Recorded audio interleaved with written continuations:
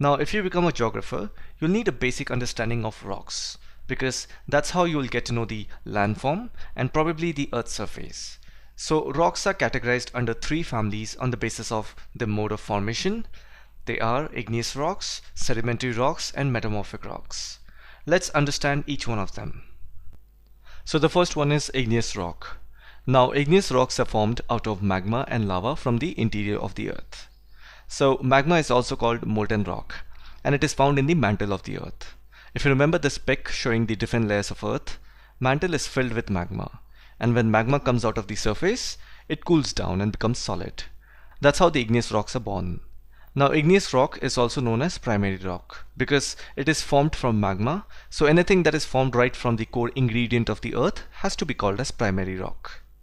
The word igneous is derived from a Latin word called ignis, which means fire. Now, mantle is filled with magma, and when magma comes out of the surface, it cools down and becomes solid. That's how igneous rocks are formed. So, mantle is in a way a fire. The process of cooling and solidification can happen both in the Earth's crust as well as on the surface of the Earth. We now know that igneous rock is formed from cooling down of magma, but you need to understand this. When magma comes out of the mantle, it can sometimes just stay under the crust. It need not get out on the surface. Sometimes magma just cools down under the crust itself. That's why during open cast mining, large chunks of igneous rocks are found. Igneous rocks are classified based on texture. When we say texture, we mean something like this. Look at the color as well as design pattern. And this texture depends upon size and arrangement of grains or other physical conditions of the materials. So if you remember while reading about physical properties of minerals, there we read that the external shape depends upon the molecular arrangement of crystals within. So rocks are these tiny soil debris packed together, and depending upon these debris, the color of the grains, overall external look will be dependent on it. If molten material is cooled slowly at greater depths, mineral grains may be very large. Sudden cooling at the surface results in small and smooth grains. Remember the third point where I said sometimes the magma cools down under the crust itself and does not really comes out on the surface. So when magma cools under the crust, it does become solid, but it does not get exposed to the external weathering agents like wind, river, and ice. Because of that, the mineral grains do not break, they are intact. And as it is, there is a huge amount of pressure under the crust, and plus temperature is not normal too. So in this situation, those igneous rocks that are formed under the crust or in deep depth of the earth, they tend to be very large in size. It's like as long as the rock is under the earth's surface, the pressure and temperature doesn't let the mineral debris to split apart. It keeps them intact. The intermediate conditions of cooling would result in intermediate sizes of grains making up igneous rocks. When you look at the rocks that comes under igneous rock, I'm talking about granite, gabbro, pegmatite, basalt, volcanic breccia. All these looks different in terms of texture and composition.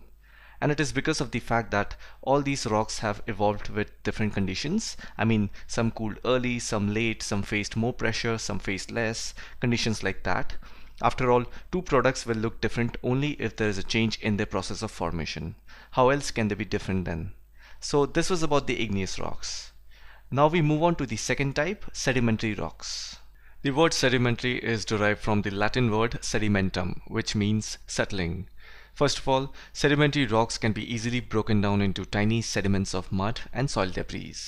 They also have the tendency to settle down in the Earth's surface easily. Rocks of the Earth's surface are exposed to denudational agents and are broken up into various sizes of fragments. These denudational agents are also referred to as exogenous forces like wind, water, ice, etc. These forces over the time erodes the rock and breaks it down into small soil debris. It happens to all types of rocks, that is igneous, sedimentary, and metamorphic. Such fragments are transported by different exogenous agencies and deposited. These deposits through compaction turn into rocks. This process is called lithification. Now this process is also known as the rock cycle. I've made a video on it, do check it out. Nature has such nice way of performing this rock cycle. Rocks are eroded with the help of exogenous forces like wind, air, ice into tiny little soil debris. These debris, they move from one place to another again with the help of the same exogenous forces.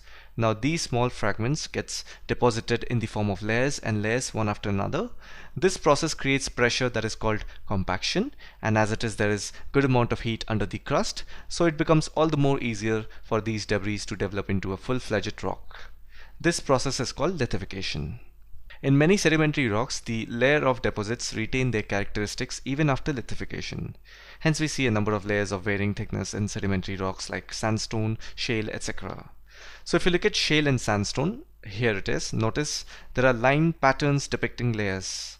So these are the layers of deposits. They are very much visible. It is not visible in every sedimentary rock. Now, depending upon the mode of formation, sedimentary rocks are classified into three major groups. The first one is mechanically formed. When we say mechanical, that means it follows a natural pattern. How rocks weather down, then becomes tiny soil debris, which later on with accumulation and compaction becomes a rock again. So this is a natural cycle, also known as mechanical cycle. Now, when we say organically formed, we mean rocks formed from organic debris such as leaves, roots, and other plant or animal material. You see, limestone and coal contains fossils, and that's why they are organically formed. And when we say chemically formed, we mean rocks formed due to precipitation of minerals from water. Precipitation is the creation of a solid from a solution.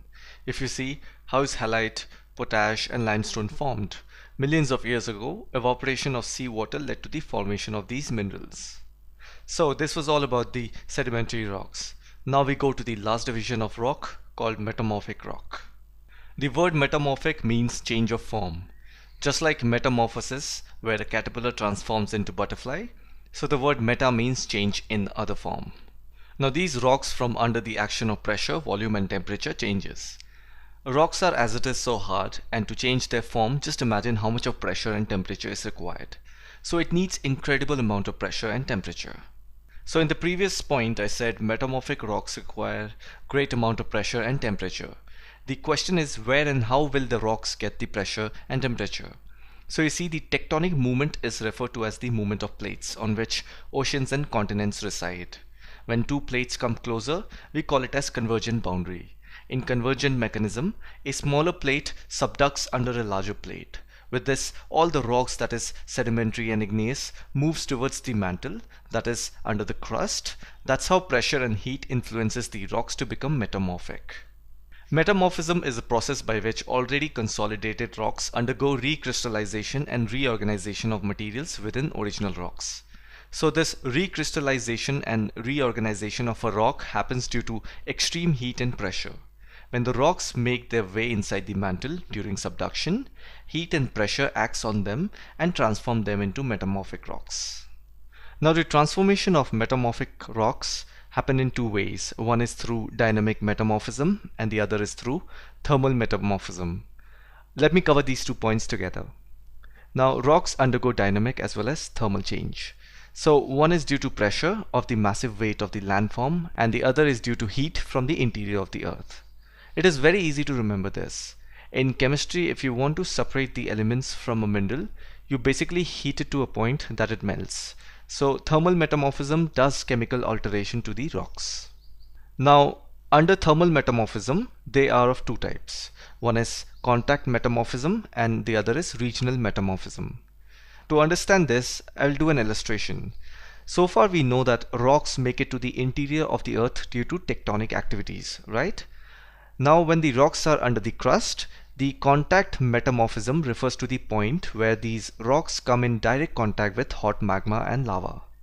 So this is going to melt the rocks and recrystallize them in different form.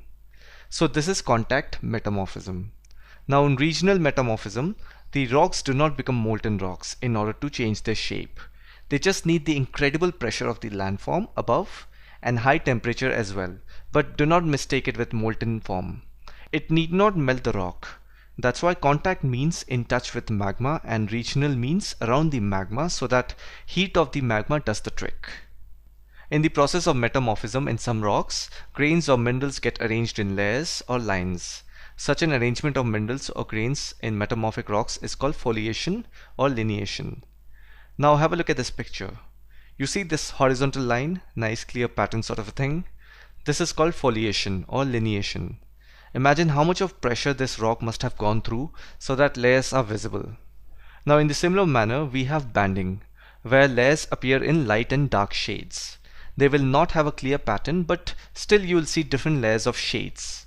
That's why this is also called as foliation.